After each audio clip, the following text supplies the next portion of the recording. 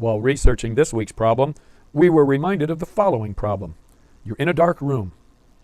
In the room is a candle, a wood stove, and a gas lamp. You have just one match.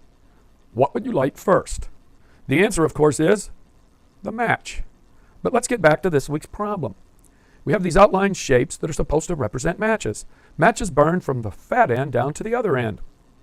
The numbers at the right represent the number of burnt parts of each row, and the numbers at the bottom represent the number of burnt parts of each column. And I don't know what color this is, but I'm going to use this color to represent the parts of the matches that are not burned. And since in the first column only one part is burned, it must be the head of one of those two matches. And in the final column, since only 4 parts are burned and there's a 5-part match, the final part can't burn. In the next to the last column, 5 parts are burned, so those 4 must burn.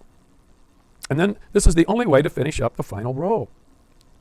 And then from there, we realize that this is the only way to finish up the 4th column.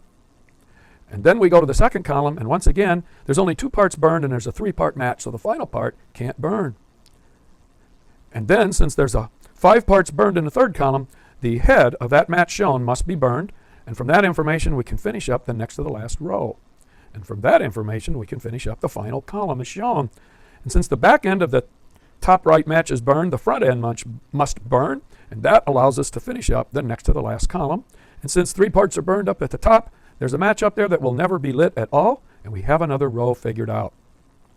And then there's only 1 left in the first column, so that's finished. And we've used 3 out of 4 in the 2nd row, so the head of that match is the 4th one, and also to make 5 at the bottom, there's an entire match burned. And we can finish there, so we finish the 2nd row and the 3rd column. There's only 2 parts left, and it turns out they both have to be burned, and everything is finished. You can check it. There it is, the answer to this week's problem of the week.